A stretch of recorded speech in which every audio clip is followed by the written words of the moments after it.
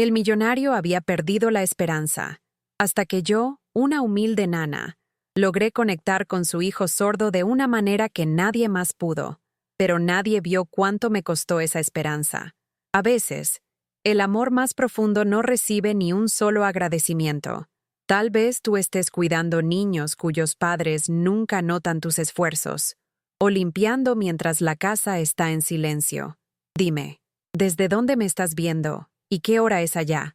Te prometo, la historia de hoy te llegará al corazón.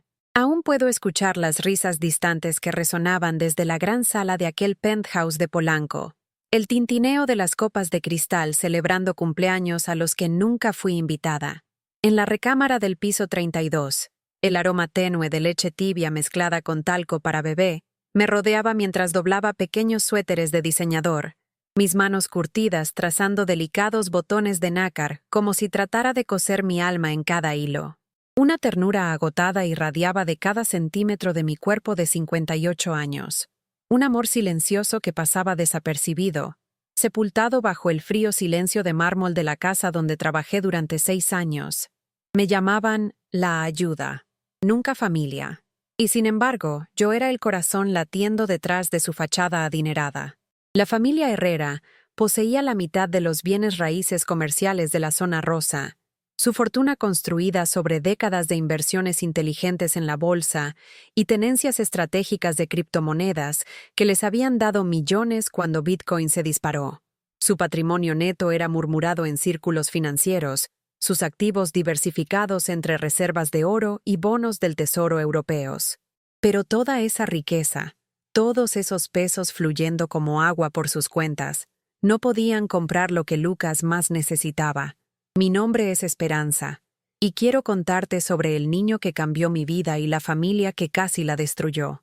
Toqué por primera vez la puerta de su penthouse hace 6 años, una mujer de mediana edad con manos callosas y un corazón que aún sangraba por heridas viejas. El viaje en elevador hasta el piso 32 se sintió como ascender a otro mundo, uno donde el dinero resolvía todos los problemas, excepto los que realmente importaban. La señora Catalina Herrera me recibió en su cocina prístina de blanco, su cabello rubio recogido tan apretadamente que parecía estirar su sonrisa. Llevaba perlas que probablemente costaban más que mi salario anual, y hablaba con ese tono ensayado que usan las mujeres adineradas con su personal. «Necesitamos a alguien paciente», dijo, sus dedos manicurados tamborileando contra la cubierta de mármol. «Lucas es desafiante. Tiene 8 años y es profundamente sordo. Hemos intentado todo, los mejores especialistas que el dinero pueda comprar, escuelas privadas, terapeutas conductuales. Nada funciona. Detrás de ella, a través de ventanales que daban al bosque de Chapultepec, podía ver la ciudad extendiéndose como una promesa reluciente. Pero en ese momento, todo lo que vi fue una madre que ya había renunciado a su hijo. Don Ricardo Herrera apareció entonces, su traje caro arrugado por un largo día manejando su cartera de inversiones. Sus ojos tenían el agotamiento de un hombre que podía comprar cualquier cosa, excepto la única que desesperadamente quería, una conexión con su hijo. Me estrechó la mano brevemente, su atención ya desviándose hacia su teléfono donde los precios de las acciones parpadeaban como latidos digitales. «El niño se queda en su cuarto la mayor parte del tiempo», dijo sin levantar la vista. «No responde a nadie. Las últimas 3 nanas renunciaron en meses. ¿Puedes manejarlo?» Asentí, aunque mi corazón ya se estaba rompiendo por Lucas. En familias adineradas como esta, había aprendido, los niños a menudo se volvían inversiones que fallaban en dar los rendimientos esperados. Cuando un niño no podía conformarse a la visión de éxito de sus padres, a menudo eran relegados al cuidado de extraños pagados mientras sus padres se enfocaban en empresas más rentables. Esa primera tarde, subí la escalinata de mármol al cuarto de Lucas. El pasillo estaba forrado con retratos familiares, poses formales en marcos dorados que parecían más fotografías corporativas que memorias familiares. Al final del pasillo, una pesada puerta de roble estaba ligeramente entreabierta. La empujé suavemente y lo encontré. Lucas estaba sentado con las piernas cruzadas sobre una alfombra persa que probablemente costaba más que el auto de la mayoría de la gente. rodeado de bloques de construcción esparcidos. Su cabello oscuro le caía sobre la frente, y sus pequeñas manos se movían con determinación precisa, mientras construía torres que desafiaban la gravedad. Cuando entré, no levantó la vista. En su mundo silencioso, los pasos no tenían significado. Hice algo que las otras nanas probablemente nunca pensaron hacer. Me senté a su lado y esperé, sin hablar, sin tratar de forzar la interacción, simplemente estando presente en su espacio. Pasaron los minutos. La luz de la tarde filtrándose por sus ventanas pintaba cuadrados dorados en el costoso piso de duela. Finalmente, me miró. Sus ojos verdes, tan parecidos a los de su padre, cargando una cautela que ningún niño de 8 años debería llevar. Sonreí y tomé un bloque azul, agregándolo cuidadosamente a su estructura. Sus ojos se abrieron ligeramente, sorprendido de que alguien se uniera a su juego en lugar de perturbarlo. Construimos juntos en silencio cómodo, dos almas solitarias encontrando un puente inesperado en esas piezas coloridas de madera. Esa noche, mientras preparaba su cena en la reluciente cocina, la señora Herrera apareció a mi lado como un fantasma perfectamente arreglado. «¿Cómo te fue?», preguntó, aunque su tono sugería que esperaba lo peor. «Es un niño hermoso», dije simplemente, revolviendo la sopa que había hecho desde cero en lugar de calentar las comidas procesadas en las que las nanas anteriores habían confiado. «Solo necesita a alguien que hable su idioma». Se rió, pero no tenía calidez. ¿Su idioma? Esperanza, él no tiene un idioma. Ese es el problema. Pero estaba equivocada. Lucas tenía un idioma.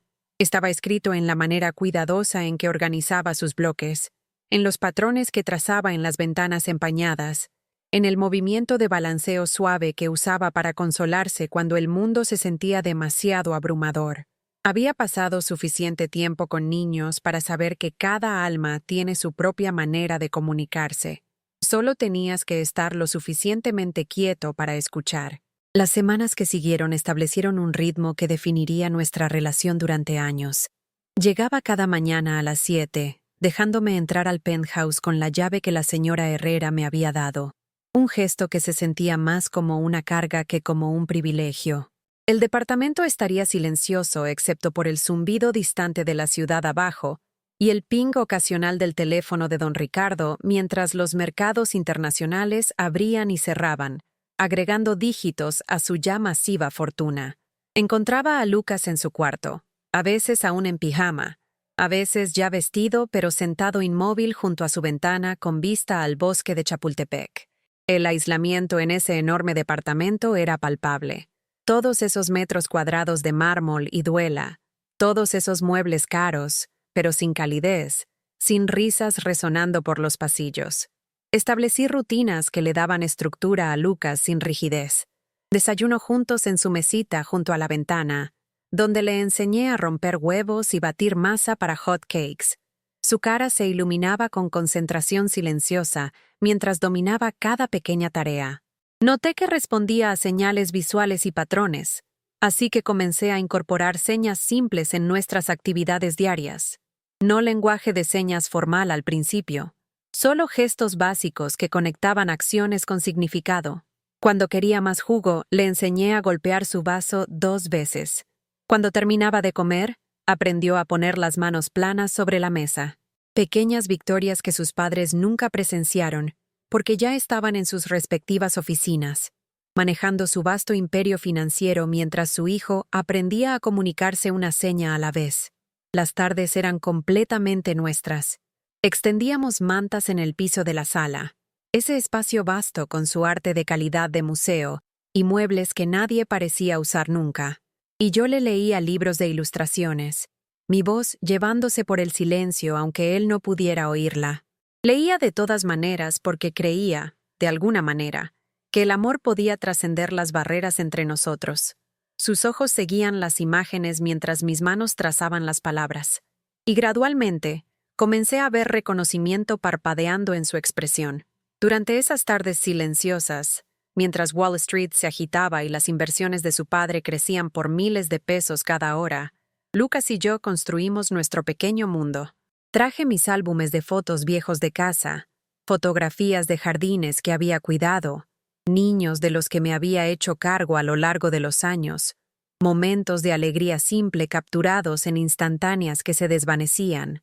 Él estudiaría cada imagen con foco intenso, su pequeño dedo trazando caras y objetos, como si tratara de entender las historias que guardaban. Un día en octubre, mientras el otoño pintaba el Chapultepec en naranjas y dorados brillantes, Lucas hizo algo que detuvo mi corazón. Estábamos viendo una foto del jardín de mi difunta madre cuando de repente presionó su palma contra su pecho. Luego la extendió hacia mí. Era un gesto que nunca le había enseñado, algo puramente instintivo, su propia creación. Cuando traté de entender lo que quería decir, lo repitió. Luego señaló las flores en la fotografía. Me di cuenta de que estaba tratando de decirme algo sobre su corazón, sobre la belleza, sobre la conexión. En ese momento, supe que habíamos atravesado la pared que todos decían era impenetrable. Lucas no era no verbal. Era multilingüe de maneras que sus padres no podían imaginar. Pero mi creciente vínculo con Lucas existía en un extraño aislamiento. Don Ricardo y la señora Herrera me trataban con indiferencia educada, reconociendo mi presencia solo cuando asuntos prácticos lo demandaban. Me pagaban bien. Ciertamente podían permitírselo con su cartera diversificada de inversiones internacionales y su participación en varias startups tecnológicas exitosas, pero el dinero no puede comprar respeto, y ciertamente no puede comprar reconocimiento del corazón humano. Recuerdo la noche que la señora Herrera organizó una gala de caridad ahí mismo en el penthouse. El departamento se llenó de la élite de la Ciudad de México, mujeres chorreando diamantes discutiendo sus últimas adquisiciones de arte, mientras hombres se agrupaban alrededor del bar, debatiendo tendencias de criptomonedas y futuros del oro. Meseros en uniformes impecables circulaban con champán y canapés, las lámparas de cristal proyectando luces danzantes sobre caras sonrojadas por la riqueza y la importancia personal. Mantuve a Lucas en su cuarto durante la fiesta, sabiendo que el ruido y la multitud lo abrumarían. Nos sentamos juntos en su cama, jugando juegos silenciosos y leyendo, mientras la risa y conversación se filtraban por las paredes como humo de otro mundo. En un momento, la señora Herrera apareció en el marco de la puerta, resplandeciente en un vestido de noche negro, que probablemente costaba más que el auto de la mayoría de la gente. ¿Todo bien aquí arriba?, preguntó, pero su atención ya se volvía hacia sus invitados. Los Mendoza están preguntando por Lucas. Les dije que está durmiendo. Me impactó entonces cómo fácilmente lo borraba de su narrativa social. Lucas no estaba durmiendo. Estaba ahí mismo, con ojos brillantes y alerta, involucrado en nuestro mundo silencioso. Pero admitir su presencia requeriría explicaciones, forzaría conversaciones incómodas sobre diferencia y desafío. Era más simple pretender que no existía durante sus actuaciones sociales cuidadosamente coreografiadas. Después de que se fue, Lucas me miró con esos ojos perceptivos verdes. Incluso a los 8, entendía el rechazo.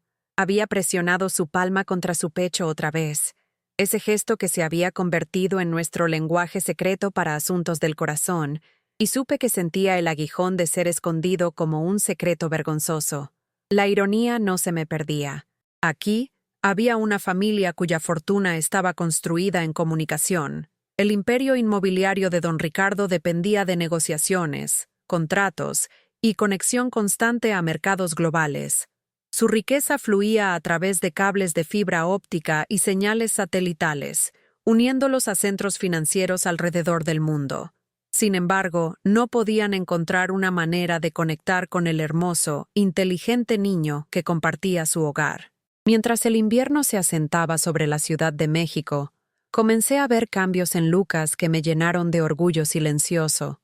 Su vocabulario de gestos se expandía diariamente y comenzó a crear narrativas complejas con sus bloques de construcción, construyendo ciudades elaboradas y luego moviendo figuritas pequeñas a través de ellas en patrones intrincados que contaban historias que solo él podía ver.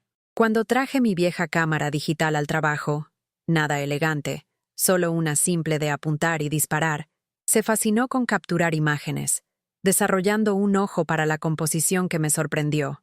Una tarde, Mientras la nieve espolvoreaba las ventanas y el Chapultepec se transformaba en un paraíso invernal 32 pisos abajo, Lucas fotografió sombras en la pared.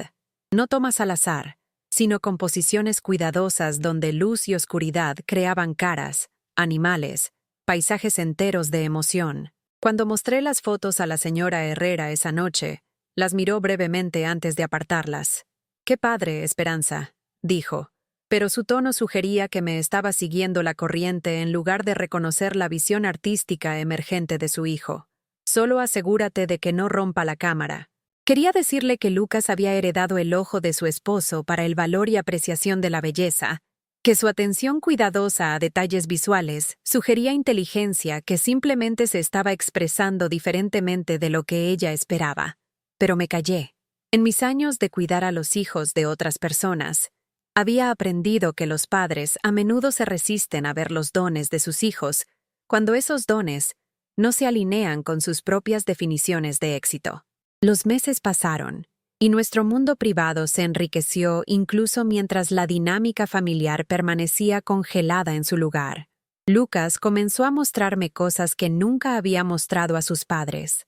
Colecciones de piedras interesantes que había reunido de sus raros viajes al Chapultepec, dibujos que hacía con extraordinaria atención al detalle, juegos elaborados de fantasía donde asignaba personalidades y voces a sus animales de peluche. Comencé a aprender lenguaje de señas formal en mi tiempo libre, pasando las tardes en mi pequeño departamento de Narvarte con libros de biblioteca y videos en línea, mis dedos cansados practicando los movimientos gráciles que abrirían nuevas puertas entre Lucas y el mundo. La ironía no se me perdía que mientras sus padres invertían en Bitcoin y metales preciosos, yo estaba invirtiendo mi tiempo y energía limitados en volverme fluida en su verdadero idioma. Para la primavera, Lucas me estaba enseñando tanto como yo le enseñaba a él. Su lenguaje de señas natural a menudo era más expresivo que las versiones del libro de texto que había estudiado, sus gestos fluyendo con una calidad artística que hacía que la comunicación se sintiera como danza. Desarrollamos nuestro propio lenguaje híbrido, parte LSM formal, parte gestos inventados, parte conexión emocional pura que trascendía cualquier sistema convencional. Pero este vínculo creciente, este hermoso florecer de comunicación y confianza, parecía hacer que sus padres se sintieran cada vez más incómodos. Sorprenda a la señora Herrera observándonos con una expresión que no podía descifrar completamente. Parte envidia, parte resentimiento, parte algo más que se sentía más oscuro. Su hijo estaba floreciendo de maneras que nunca habían imaginado posibles, pero en lugar de celebración, sentí una tensión creciente que hacía que el penthouse se sintiera más pequeño a pesar de sus proporciones grandiosas. Una tarde en mayo, mientras me preparaba para irme del día, don Ricardo apareció en la cocina donde estaba lavando los platos de la cena de Lucas. Se paró incómodamente junto a la isla de mármol, su traje caro arrugado por otro día de manejar su vasta cartera de inversiones, su teléfono zumbando con actualizaciones de mercados internacionales que nunca dormían. «Esperanza», dijo, su voz llevando un peso que no había escuchado antes. «Necesitamos discutir el progreso de Lucas». Sequé mis manos cuidadosamente, sintiendo que esta conversación sería importante. «Por supuesto, don Ricardo. ¿Qué le gustaría saber?» Parecía luchar con sus palabras. Un hombre acostumbrado a la confianza de sala de juntas, ahora incierto ante el desarrollo emocional de su hijo. Catalina piensa, nos preguntamos si tal vez Lucas se está volviendo demasiado dependiente de ti, demasiado apegado. Las palabras colgaron en el aire como humo de un puro caro, amargas y persistentes. Sentí algo frío asentarse en mi estómago, una premonición de que nuestro hermoso y frágil mundo estaba a punto de hacerse pedazos. Lucas está aprendiendo a comunicarse, dije cuidadosamente. Está descubriendo que sus pensamientos y sentimientos importan, que otras personas quieren entenderlo. Eso no es dependencia, don Ricardo. Eso es crecimiento. Asintió, pero pude ver el conflicto en sus ojos. Entiendo eso, y apreciamos todo lo que has hecho. Es solo que... Se pausó, revisando su teléfono mientras llegaba otra notificación de los mercados asiáticos. Catalina siente que Lucas debería enfocarse más en terapias tradicionales. Preparación académica. Habilidades que lo ayuden a funcionar en el mundo real. El mundo real. Como si el amor y la comunicación que habíamos construido juntos fuera de alguna manera artificial, de alguna manera menos valioso que la eficiencia fría de sesiones de terapia tradicional que le habían fallado repetidamente antes de que yo llegara. Con respeto, señor, dije, eligiendo mis palabras cuidadosamente. Lucas está funcionando, está prosperando, se está convirtiendo en la persona que estaba destinado a ser, pero pude ver que no lo estaba alcanzando. Don Ricardo vivía en un mundo donde todo podía ser cuantificado, donde las inversiones o daban rendimientos o no los daban, donde el éxito se medía en pesos y porcentajes en lugar del florecimiento gradual de la confianza de un niño. El progreso de Lucas no podía ser graficado en una hoja de cálculo o rastreado como una cartera de acciones, y eso lo hacía de alguna manera menos real para su padre. Esa noche, me quedé despierta en mi pequeño departamento en Narvarte, escuchando el rugido distante del metro y preguntándome si estaba a punto de perder la relación más importante de mis años posteriores. Fuera de mi ventana, las luces de la Ciudad de México brillaban como estrellas, cada punto de luz representando la vida de alguien, los sueños de alguien, las luchas de alguien. En una de esas torres al otro lado de la ciudad, Lucas probablemente estaba acostado en su cama cara, mirando la misma ciudad, sin saber que sus padres ya estaban planeando limitar la conexión que lo había devuelto a la vida. El verano que siguió fue extraño y hermoso y desgarrador todo a la vez. La señora Herrera comenzó a programar más actividades para Lucas. Sesiones de terapia estructurada, tutoría académica, clases de habilidades sociales con otros niños de familias adineradas. Sus días se volvieron cada vez más reglamentados, llenos de citas que dejaban poco tiempo para la comunicación orgánica que había florecido entre nosotros. Lo vi retirarse ligeramente, el niño confiado que había estado emergiendo ahora más cauteloso, más cuidadoso sobre expresarse. Las citas eran conducidas por profesionales que no conocían su lenguaje personal, que veían su sordera como un déficit que corregir en lugar de una diferencia que celebrar. Tenían buenas intenciones, estos terapeutas y tutores, pero no entendían que Lucas ya había encontrado su voz. Solo se veía diferente de lo que ellos esperaban. Aún así, encontramos momentos. Temprano en las mañanas antes de que comenzaran las actividades programadas, cuando nos sentaríamos juntos en la cocina compartiendo desayuno y nuestra propia forma silenciosa de conversación. Tardes tardías cuando los tutores se habían ido a casa y Lucas estaba cansado de actuar normalidad todo el día. En esas horas robadas, me mostraría dibujos que había hecho durante las sesiones de terapia. No los ejercicios prescritos, sino bocetos secretos en los márgenes, expresiones artísticas que revelaban su verdadero mundo interior. Una tarde particularmente cálida de julio, mientras sus padres estaban en sus respectivas oficinas haciendo más millones a través de transacciones de acciones y tratos inmobiliarios cuidadosamente orquestados, Lucas hizo algo que me rompió el corazón y lo llenó simultáneamente. Estábamos sentados en el piso de su recámara, organizando su colección de objetos interesantes, piedras, conchas, juguetitos que tenían significado especial para él, cuando de repente hizo una pregunta que me paró en seco. ¿Por qué no les gustó?, preguntó, sus pequeñas manos formando palabras con precisión desgarradora. Sentí lágrimas picar mis ojos mientras me di cuenta de cuánto entendía sobre la dinámica de su familia, cómo claramente podía ver la decepción y frustración que sus padres trataban de esconder detrás de intervenciones terapéuticas y horarios ocupados. «Sí les gustas», le respondí con señas, aunque las palabras se sintieron inadecuadas.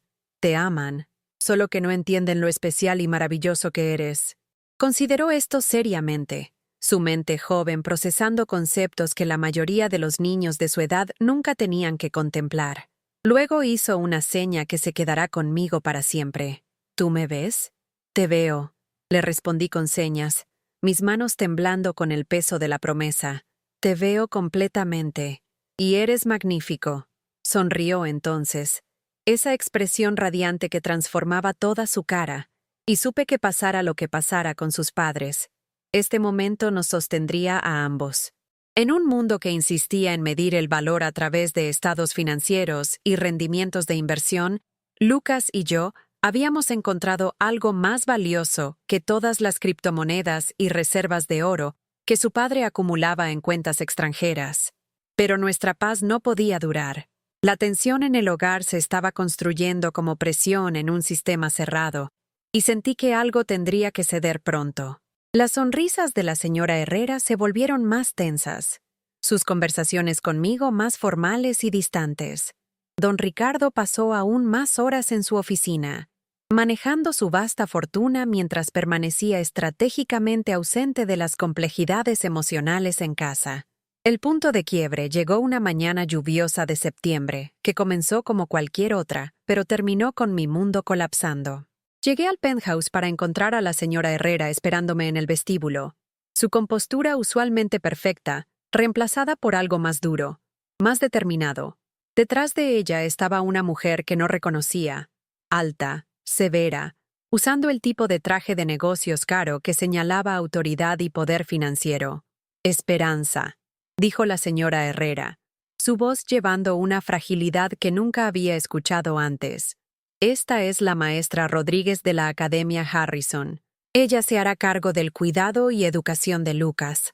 Las palabras me pegaron como un golpe físico. Sentí el piso de mármol parecer cambiar bajo mis pies mientras luchaba por procesar lo que estaba pasando. No entiendo, logré decir. ¿Ha pasado algo? ¿He hecho algo mal? La maestra Rodríguez se adelantó, su sonrisa filosa y profesional. Oh no, nada de eso. Los Herrera simplemente sienten que Lucas necesita atención más especializada. Tengo títulos avanzados en educación de sordos y terapia conductual. Estoy segura de que entiendes que sus necesidades han superado lo que tú puedes proporcionar. La condescendencia en su tono fue como sal en una herida abierta. Esta mujer, con todas sus credenciales y entrenamiento caro, estaba siendo presentada como mi superior simplemente porque tenía calificaciones formales que me faltaban. No importaba que Lucas hubiera florecido bajo mi cuidado, que hubiera pasado de ser un niño aislado e inalcanzable a una persona joven llena de creatividad y comunicación. En el mundo de los adinerados, las credenciales triunfaban sobre la conexión cada vez. ¿Dónde está Lucas?, pregunté, mi voz apenas por encima de un susurro. Está en su cuarto, respondió la señora Herrera cortamente. Pensamos que sería mejor si recogieras tus cosas personales y te despidieras rápidamente. No queremos hacer esto más difícil de lo necesario. ¿Más difícil para quién?, quería preguntar. Ciertamente no para Lucas, quien estaba a punto de perder a la persona que le había enseñado que sus pensamientos y sentimientos importaban, que la comunicación era posible, que era digno de amor y paciencia y comprensión. Subí esas escaleras de mármol una última vez, mis piernas sintiéndose pesadas como plomo. La puerta de Lucas estaba cerrada, y cuando toqué suavemente, no escuché respuesta. La abrí lentamente para encontrarlo sentado en su lugar usual junto a la ventana, de espaldas a la puerta, sus pequeños hombros rígidos con tensión que me decía que sabía exactamente lo que estaba pasando. Cuando finalmente se volteó a verme, sus ojos estaban enrojecidos y más viejos de lo que los de cualquier niño de 9 años deberían ser. Hizo una sola seña. ¿Por qué? Me senté a su lado en su cama. Este mueble caro en este cuarto caro, en esta vida cara que le había dado todo excepto lo que más necesitaba. Aceptación incondicional. ¿Cómo podía explicarle a un niño que el amor y la conexión no eran suficientes en un mundo que valoraba las credenciales y enfoques convencionales sobre las relaciones auténticas? A veces los adultos toman decisiones que no tienen sentido. Le hice señas, tratando de mantener mis propias emociones bajo control por su bien. Pero eso no cambia lo que tenemos. Eso no cambia cómo me siento por ti. On presionó su palma contra su pecho y la extendió hacia mí, nuestro gesto privado para asuntos del corazón, y sentí algo dentro de mí romperse y sanarse simultáneamente. Este niño hermoso me había enseñado tanto como yo le había enseñado sobre comunicación, sobre resistencia, sobre las muchas maneras diferentes que el amor puede expresarse. Saqué de mi bolsa una pequeña cámara digital, no la que había traído al trabajo, sino mi propia personal que tenía fotos de nuestro tiempo juntos. Fotos de sus proyectos de arte, sus construcciones elaboradas de bloques, sus sonrisas raras, su confianza creciente. Las había estado tomando durante meses, creando un diario visual de su progreso que sus padres nunca habían pedido ver. «Estas son tuyas», le hice señas, poniendo la cámara en sus manos. «Para que recuerdes, para que sepas que alguien vio lo increíble que eres». Apretó la cámara contra su pecho, y vi lágrimas corriendo por su cara. No las lágrimas de un niño haciendo berrinche, sino las lágrimas desconsoladas de alguien que entendía la pérdida demasiado joven. Nos sentamos juntos en silencio por unos minutos más, viendo la lluvia rayar sus ventanas mientras 32 pisos abajo, la Ciudad de México continuaba su paso implacable. La gente se apresuraba por las banquetas, los taxis tocaban el claxon a través del tráfico, y en oficinas por toda la ciudad, las fortunas se hacían y se perdían en mercados fluctuantes que nunca se pausaban por tragedias personales.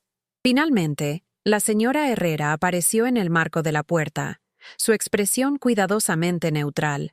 «Esperanza, realmente necesitamos que termines». Me levanté lentamente, sintiendo cada uno de mis 58 años en mis huesos. Lucas extendió la mano hacia la mía, sus pequeños dedos entrelazándose con los míos en un agarre tan fuerte que casi dolía.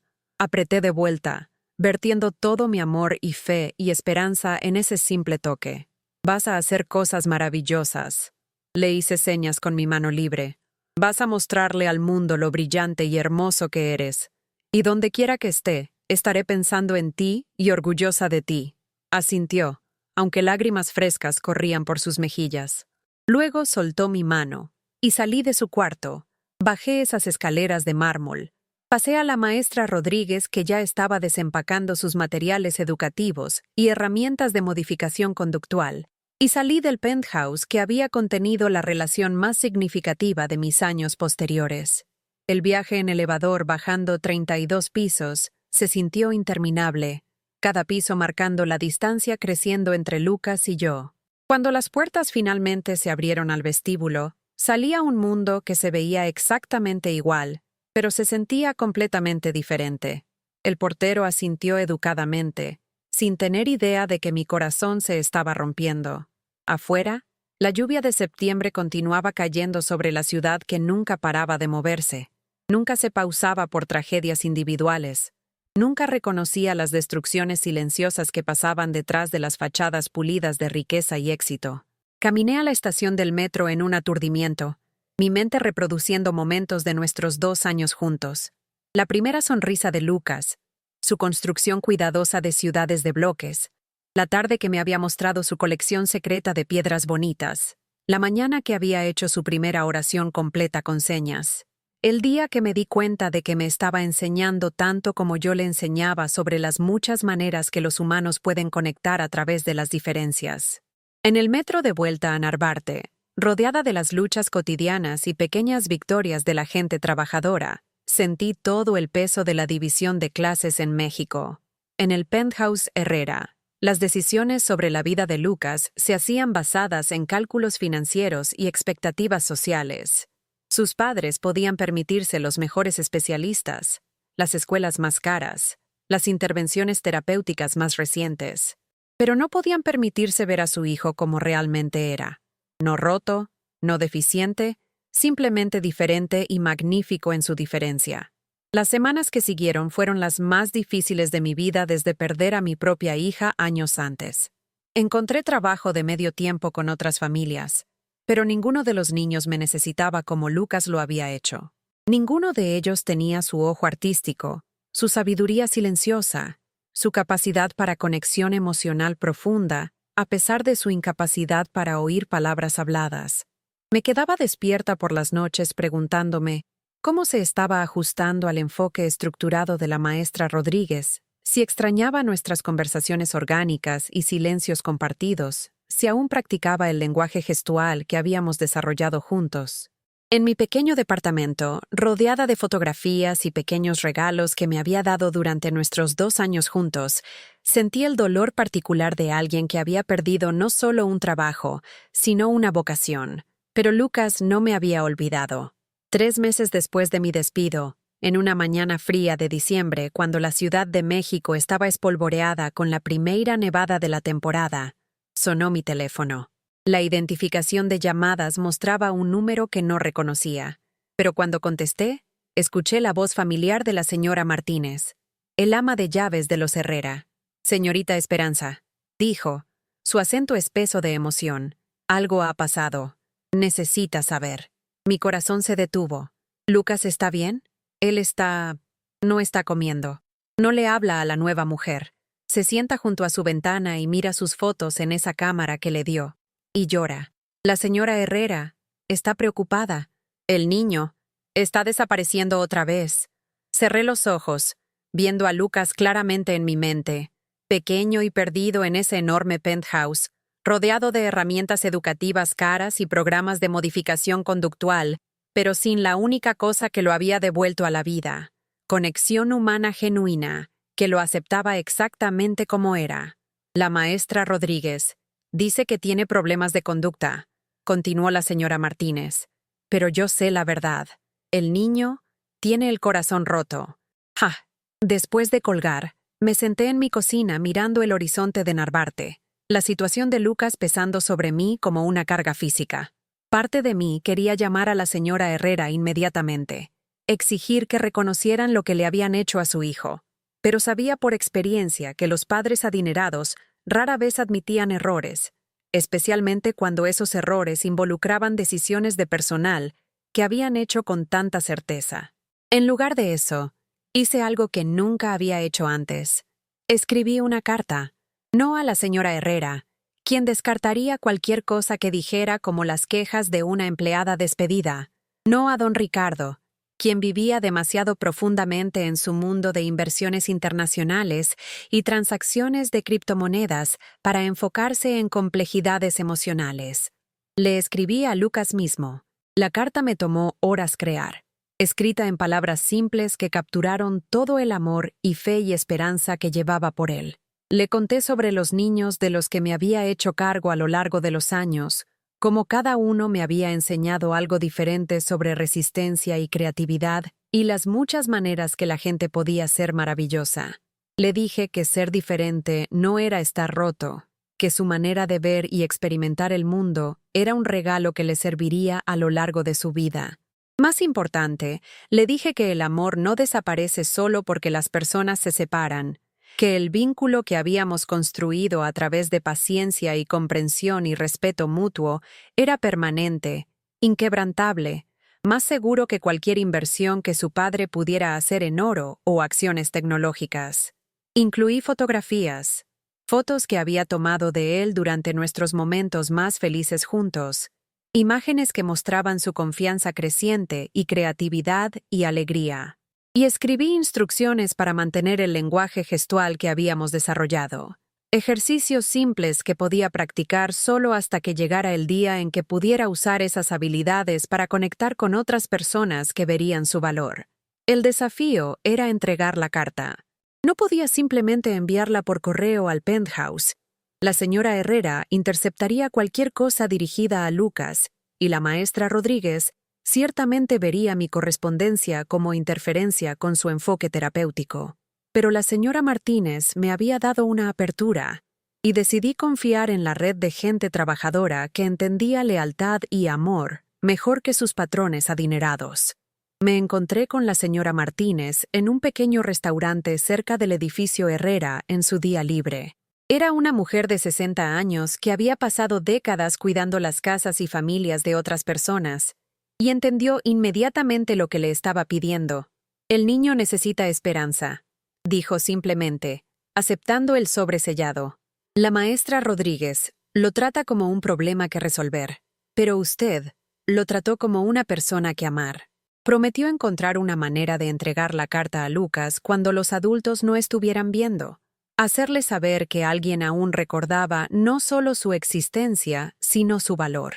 Mientras nos despedíamos afuera del restaurante, dos mujeres trabajadoras que habíamos dedicado nuestras vidas a cuidar a otros, sentí una conexión que trascendía las fronteras de clase que habían definido tanto de mi experiencia con los Herrera. La Navidad vino y se fue sin palabra del penthouse. Pasé las fiestas con mis vecinos en Narvarte, compartiendo tamales e historias, y la calidez particular que se desarrolla entre personas que entienden la lucha y el apoyo mutuo. Fue una celebración significativa, pero mis pensamientos seguían derivando hacia Lucas, preguntándome si aún estaba viendo nuestras fotografías, aún recordando el idioma que habíamos compartido, aún creyendo en su propio valor a pesar de los mensajes que estaba recibiendo de los adultos a su alrededor. Luego, a principios de enero, todo cambió. Estaba trabajando en un empleo temporal de niñera en la Roma, cuidando niñas gemelas cuyos padres eran bondadosos, pero abrumados por sus propias luchas financieras. Las niñas eran dulces, pero no necesitaban la atención intensiva y comunicación especializada que había hecho mi trabajo con Lucas tan significativo. Me sentía útil, pero no esencial, servicial, pero no transformadora. Estaba leyéndoles a las gemelas cuando sonó mi teléfono. La identificación de llamadas mostraba el número personal de don Ricardo, y sentí mi corazón comenzar a acelerar. Esperanza. Su voz estaba tensa de estrés. Necesitamos hablar. ¿Puedes venir al penthouse esta noche? Quería hacer una docena de preguntas, pero algo en su tono sugería urgencia que no dejaba lugar para conversación detallada. Por supuesto, don Ricardo. ¿A qué hora? Tan pronto como sea posible. Por favor. La madre de las gemelas acordó llegar a casa temprano del trabajo, sintiendo que esto era importante. Viajé en metro hacia Polanco sintiéndome como si estuviera viajando hacia atrás en el tiempo, cada estación acercándome a un capítulo de mi vida que pensé estaba permanentemente cerrado. El penthouse se veía exactamente igual, vasto, reluciente, impresionante en su despliegue de riqueza y gusto. Pero algo se sentía diferente en la atmósfera, una tensión que parecía vibrar a través del aire caro. La señora Herrera me recibió en la puerta, y me impactó cuánto había cambiado en solo 4 meses. Su compostura usualmente perfecta estaba agrietada, su ropa de diseñador de alguna manera menos nítida, su sonrisa completamente ausente. «Gracias por venir», dijo, y por primera vez desde que la conocí, sonó genuinamente agradecida, en lugar de condescendientemente educada. Don Ricardo apareció detrás de ella, su teléfono por una vez guardado en lugar de constantemente zumbando con actualizaciones del mercado. Su cara tenía la fatiga de un hombre cuyo dinero no podía resolver el problema que más importaba. «Es Lucas», dijo la señora Herrera sin preámbulos. «La maestra Rodríguez no está funcionando. Lucas se ha cerrado completamente. No se comunica con ella para nada. Apenas come. Pasa todo el día viendo esas fotografías que le diste, y él…» Se pausó, luchando con palabras que claramente eran difíciles para ella hablar. «Parece estar desvaneciéndose». Sentí una mezcla compleja de vindicación y desolación. Había tenido razón sobre lo que Lucas necesitaba, pero tomar satisfacción en esa razón se sentía cruel cuando un niño estaba sufriendo. «¿Dónde está la maestra Rodríguez ahora?», pregunté. «La despedimos esta mañana», dijo don Ricardo. «Recomendó institucionalización. Dijo que Lucas tiene trastorno desafiante oposicional y necesita modificación conductual más intensiva de la que se puede proporcionar en casa». Las palabras me pegaron como una bofetada. Trastorno desafiante oposicional. Como si el dolor y pérdida y respuesta legítima de Lucas a ser separado de alguien que lo entendía fuera una condición psiquiátrica requiriendo intervención médica. «Quería que consideráramos ubicación residencial», continuó la señora Herrera, su voz quebrándose ligeramente. «Instalaciones especializadas que pudieran manejar sus conductas más efectivamente». Pensé en Lucas en una institución, rodeado de gente que veía su sordera y sus respuestas emocionales como problemas que resolver, en lugar de reacciones naturales a pérdida e incomprensión. La imagen era tan desgarradora que tuve que cerrar los ojos por un momento. «¿Qué quieren de mí?», pregunté, aunque ya sabía. «Queremos que regreses», dijo don Ricardo simplemente. «Queremos que nos ayudes a entender lo que hicimos mal.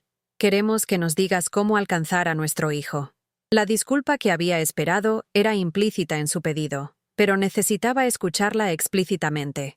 «¿Y la evaluación de la maestra Rodríguez?». ¿Su recomendación de cuidado institucional? La señora Herrera me miró directamente por tal vez la primera vez desde que la conocía. La maestra Rodríguez no conocía a Lucas. Ella vio un problema que arreglar en lugar de un niño que entender. Nos damos cuenta ahora de que tenías razón sobre él, sobre lo que necesitaba. No era una disculpa completa por cómo me habían despedido, cómo habían confiado en credenciales sobre conexión, cómo habían forzado a su hijo a perder la persona que finalmente lo había ayudado a encontrar su voz. Pero era reconocimiento, y para familias como los Herrera, la admisión de error probablemente era tan cerca a la contrición como podía esperar. ¿Puedo verlo?, pregunté. Me llevaron por la escalinata de mármol que había subido tantas veces antes, pasando los retratos familiares formales que aún se veían más como fotografía corporativa que celebraciones de amor. La puerta de Lucas estaba cerrada, y la señora Herrera tocó suavemente antes de empujarla para abrirla. Estaba sentado en su lugar usual junto a la ventana, pero se veía más pequeño de lo que recordaba, disminuido de una manera que no tenía nada que ver con crecimiento físico. La cámara que le había dado estaba apretada en su regazo, e incluso desde la entrada podía ver las marcas de lágrimas en sus mejillas. Cuando levantó la vista y me vio, todo su ser pareció transformarse. Sus ojos se abrieron, su postura se enderezó, y esa sonrisa radiante que recordaba tan bien se extendió por su cara como amanecer después de la noche más larga. Saltó y corrió hacia mí, echando sus brazos alrededor de mi cintura, en un abrazo tan fuerte que me quitó el aliento. Lo sostuve, sintiendo cuánto más delgado se había puesto, cuán frágil parecía después de meses de incomprensión y enfoques institucionales a sus necesidades emocionales perfectamente naturales. Estaba haciendo señas rápidamente, sus manos moviéndose más rápido de lo que podía seguir, mientras meses de comunicación guardada se derramaban de él. Lentamente, comencé a entender lo que me estaba diciendo. Había practicado el lenguaje gestual que habíamos desarrollado juntos. Había mantenido vivo nuestro vocabulario privado a través de meses de separación.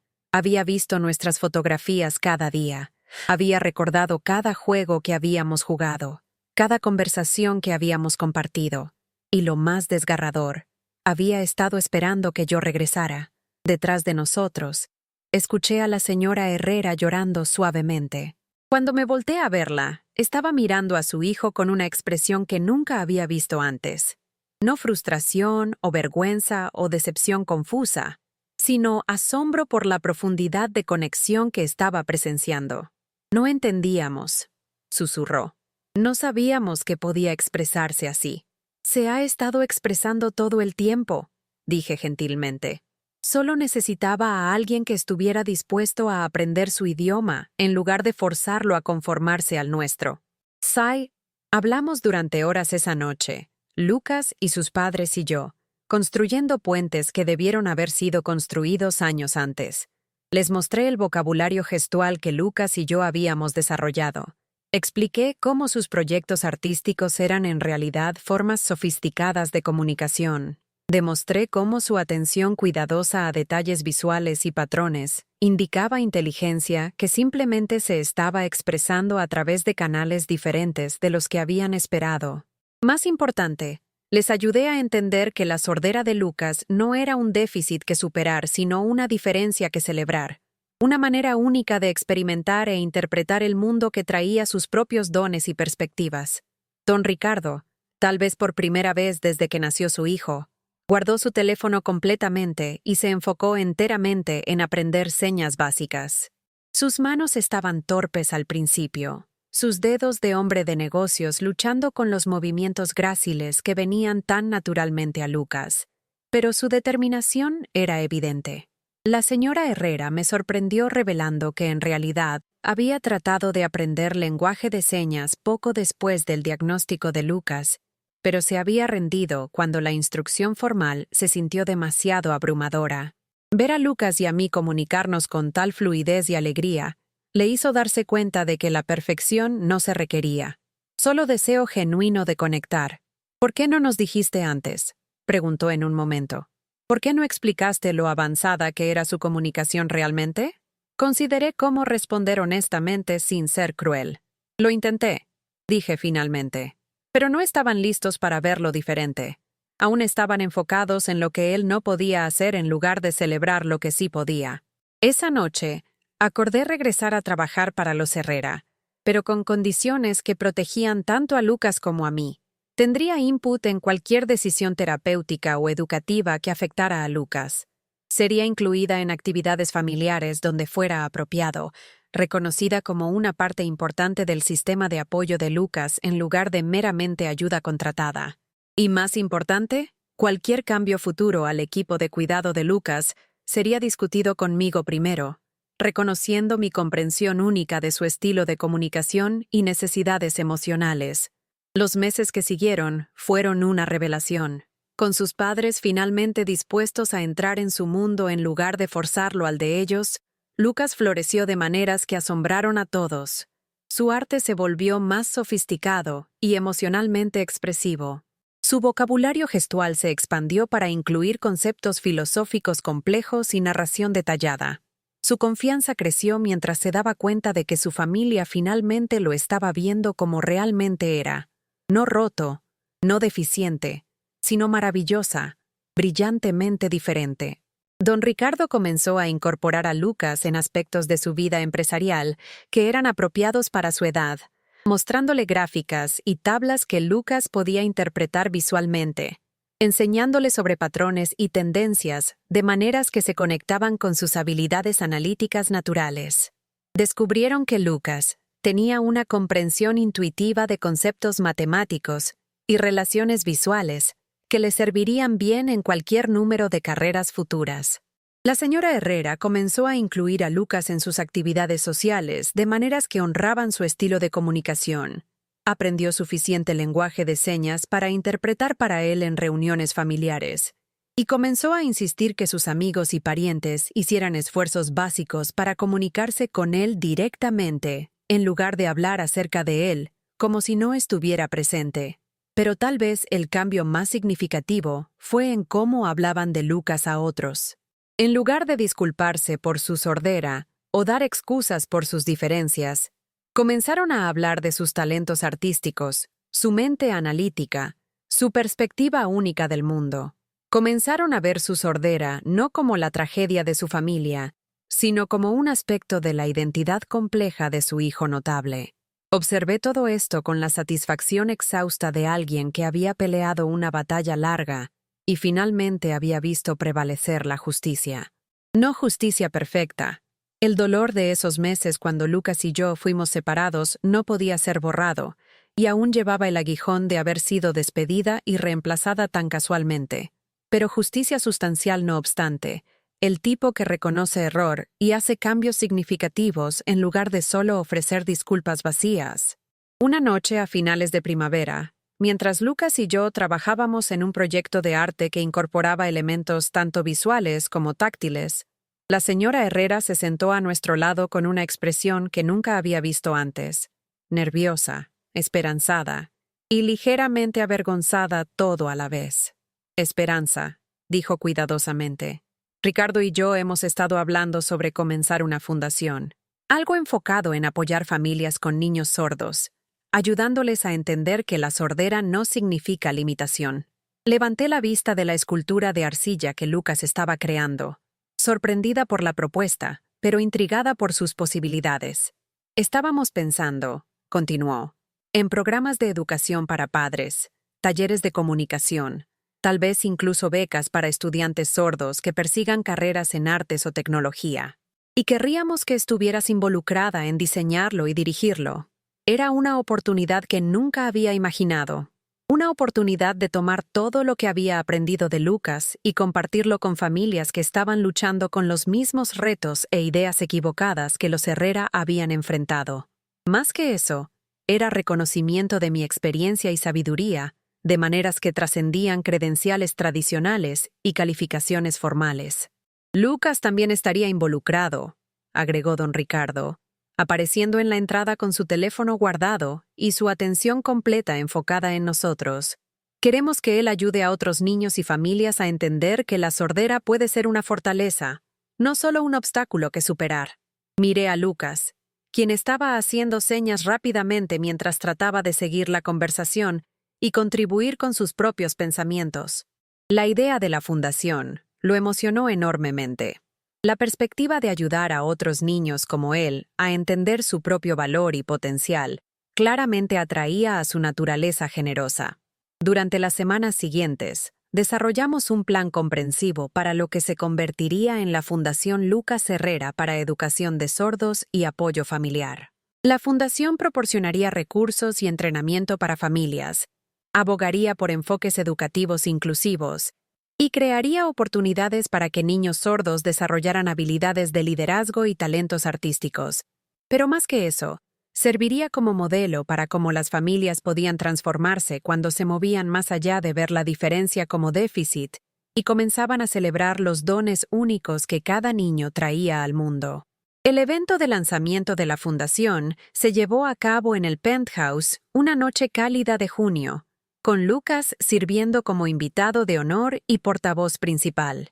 Usando lenguaje de señas con yo interpretando, se dirigió a un cuarto lleno de los filántropos más ricos de México y habló sobre su jornada de aislamiento a conexión, de ser visto como un problema a ser reconocido como un regalo.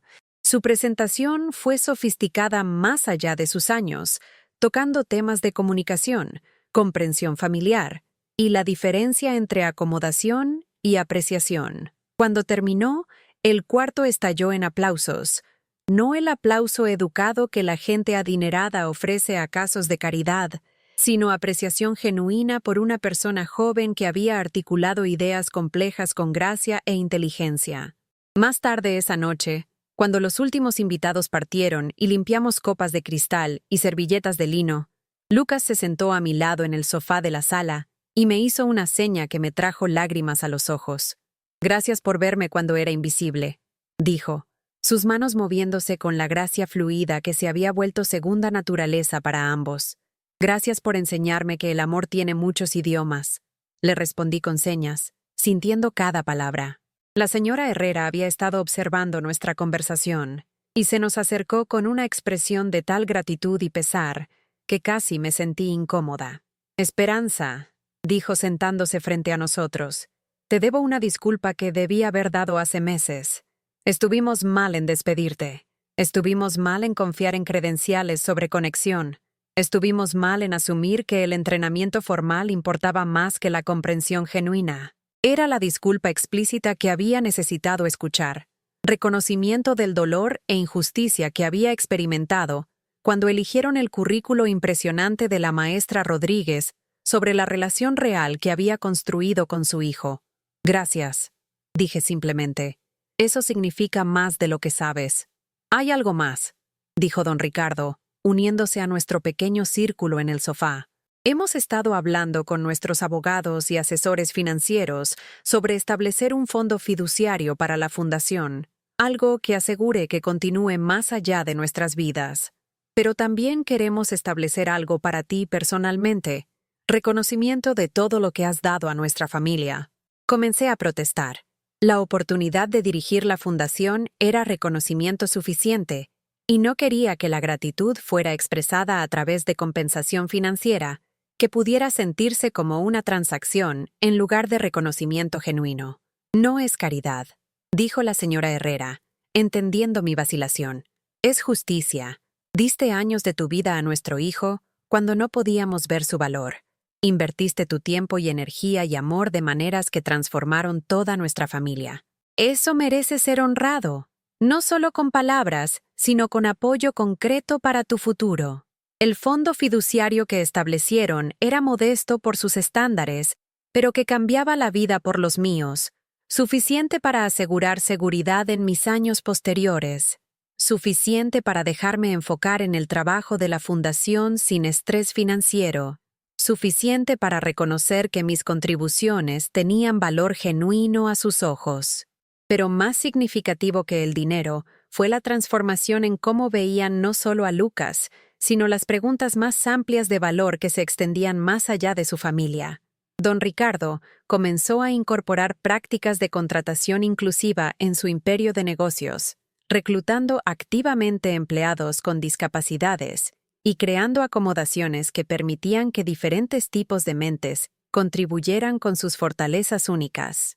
La señora Herrera usó su influencia social para abogar por políticas inclusivas en las escuelas privadas e instituciones culturales que definían los círculos élite de México. Se volvió una defensora vocal de interpretación del lenguaje de señas en eventos de caridad y empujó a sus amigos adinerados a examinar sus propias suposiciones sobre lo que constituía inteligencia y talento.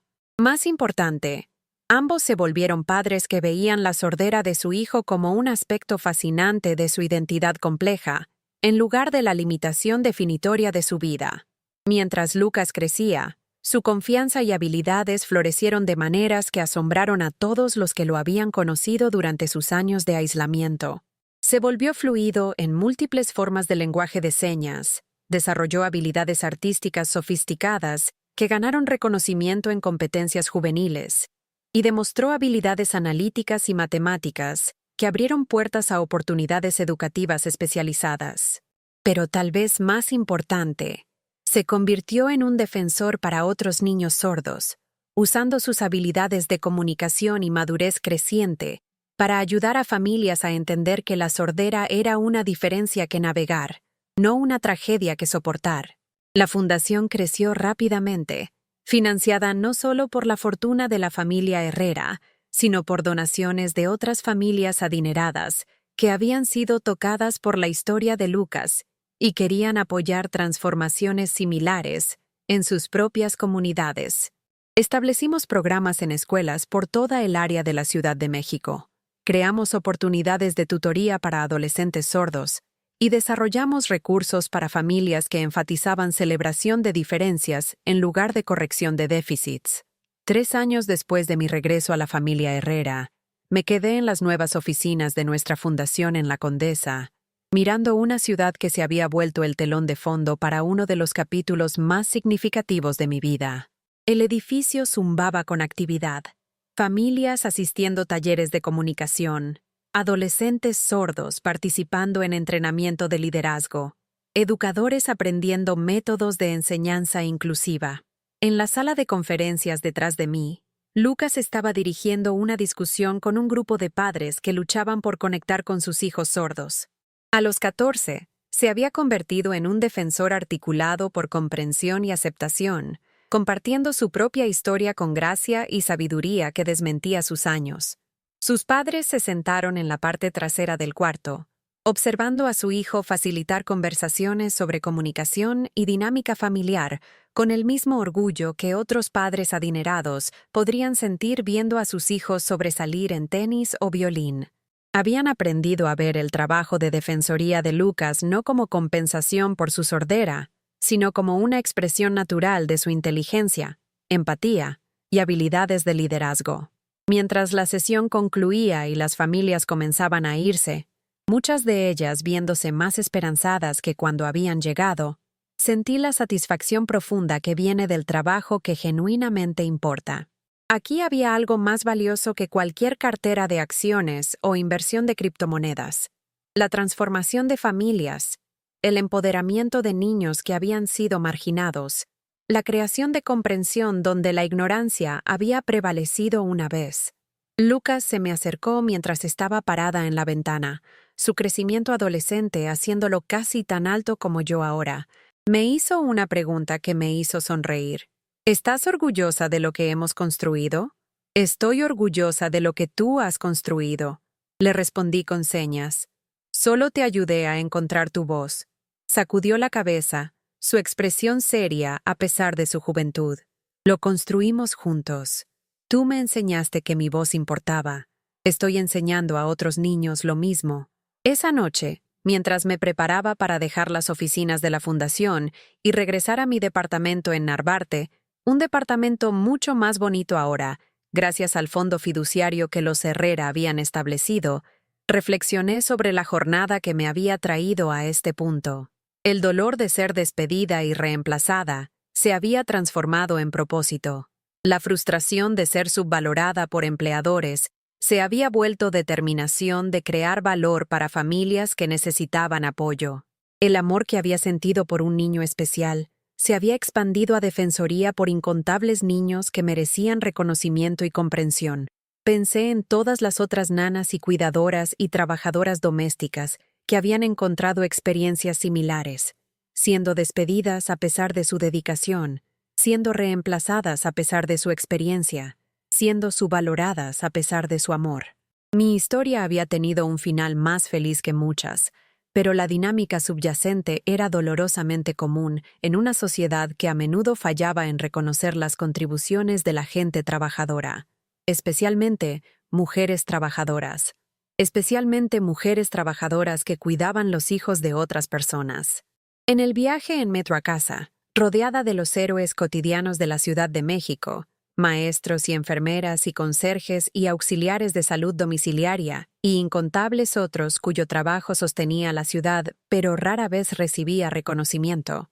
Me sentí conectada a una comunidad de personas que entendían que el trabajo más importante a menudo es el menos visible, las contribuciones más amorosas a menudo las más pasadas por alto. Pero también sentí esperanza.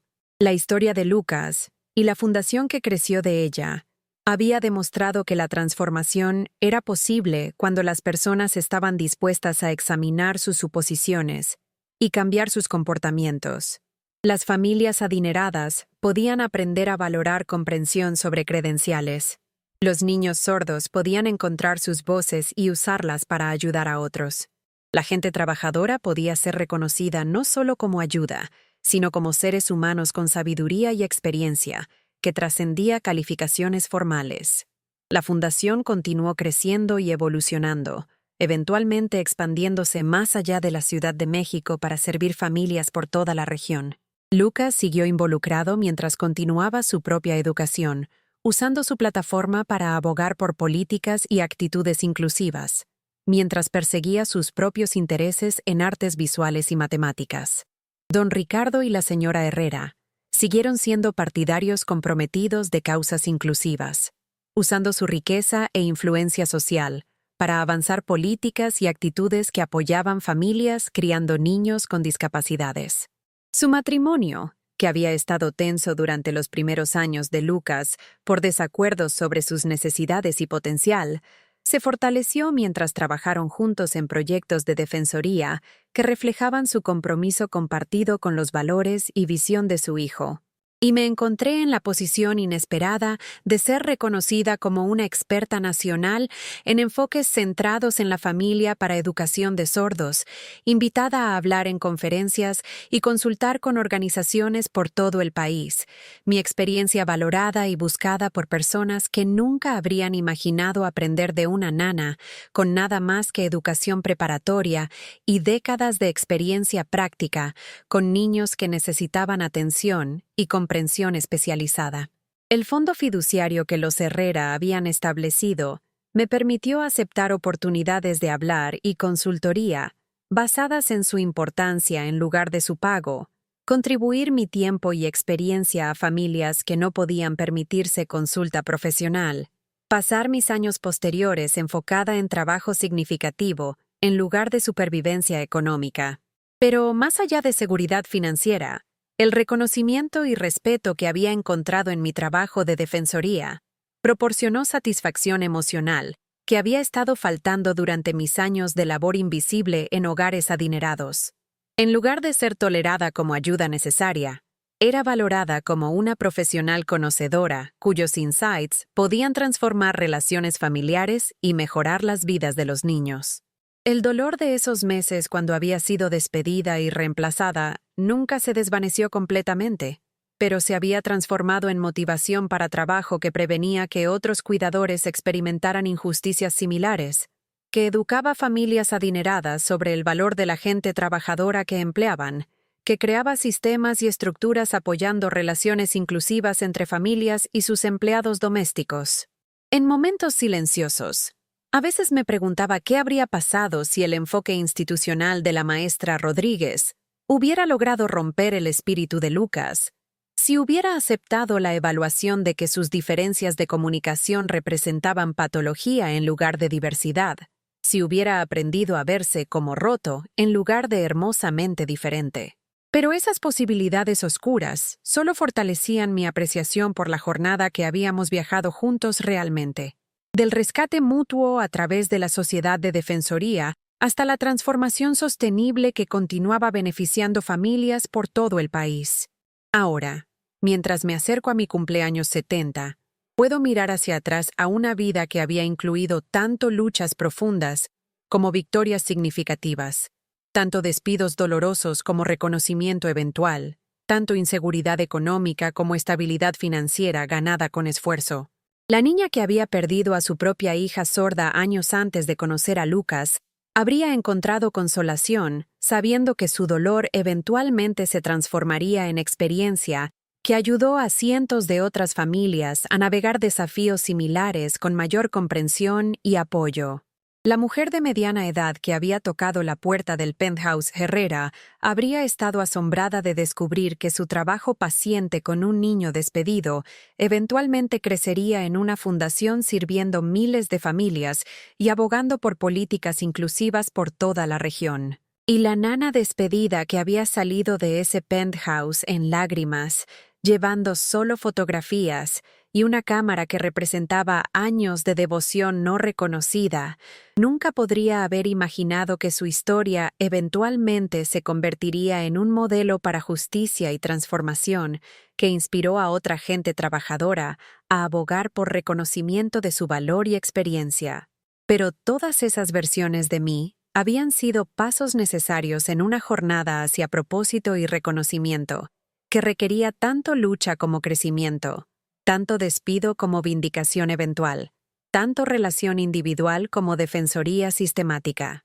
Mientras me preparaba para cualesquiera capítulos que quedarían en mi propia historia, me sentí agradecida por cada momento difícil que me había enseñado resistencia, cada despido doloroso que me había motivado a pelear por justicia, cada lágrima derramada sobre contribuciones no reconocidas que eventualmente habían crecido en determinación de asegurar que otros cuidadores recibieran el respeto y reconocimiento que merecían. La fundación continuaría su trabajo mucho después de que ya no pudiera dirigirla, sirviendo familias y abogando por comprensión inclusiva que beneficiaría a niños como Lucas por generaciones venideras.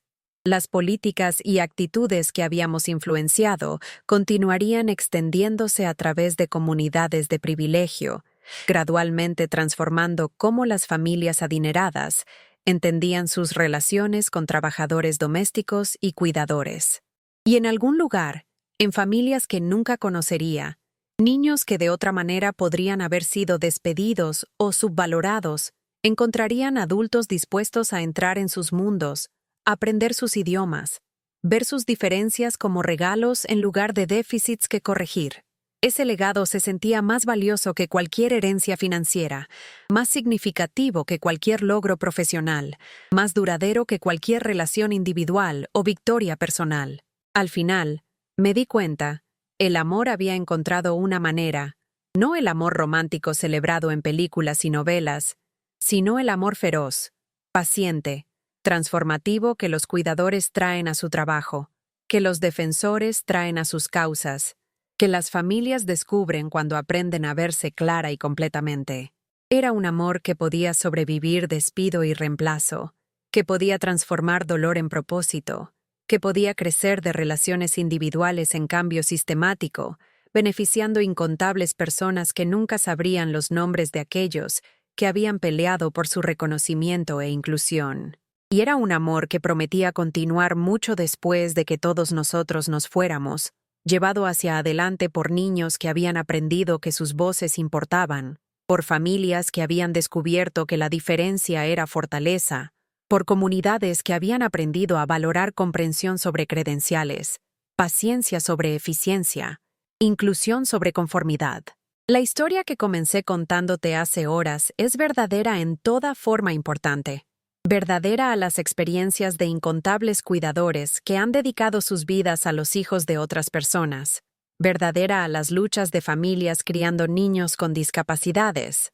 Verdadera a las posibilidades para transformación cuando las personas están dispuestas a examinar sus suposiciones y cambiar sus comportamientos. Si has estado cuidando el hijo de otra persona, preguntándote si tu amor importa, cuestionando si tu paciencia y comprensión son valoradas. Por favor, sabe que tu trabajo es sagrado, que tus contribuciones son esenciales, que los niños bajo tu cuidado son bendecidos de tener a alguien que los ve claramente y los ama completamente.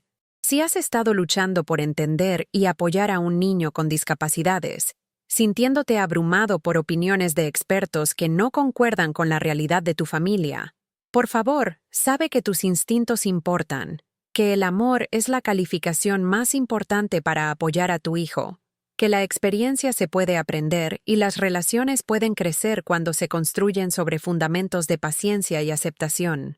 Y si alguna vez te has sentido despedida o subvalorada, a pesar de tu dedicación y experiencia, por favor sabe que la justicia es posible, que el reconocimiento puede venir incluso después de años de invisibilidad, que tu valor no está determinado por la habilidad de otros de verlo. ¿Alguna vez has cuidado a alguien que después te olvidó?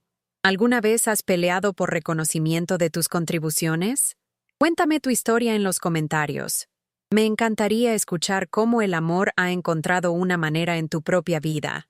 Si esta historia te llegó al corazón, por favor dale me gusta y suscríbete para que este mensaje alcance a otra mujer que merece sentirse vista y valorada.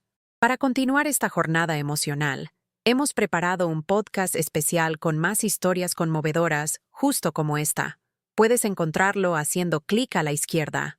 Gracias por caminar este sendero del corazón conmigo. Te veré en la siguiente historia.